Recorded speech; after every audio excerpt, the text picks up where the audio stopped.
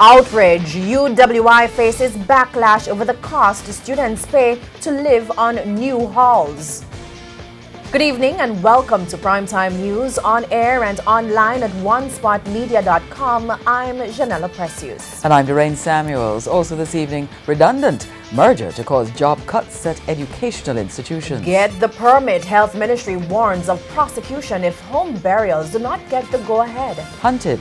The police go after a man accused of attempting to kill his spouse today. Keep calm. Jamaicans told not to panic over U.S. President's order on immigrants. In the business day launched, JN Bank takes off after 8 years of preparation. There's also the health report, sports commentary, sports and weather in this newscast. But before the break, the feedback question.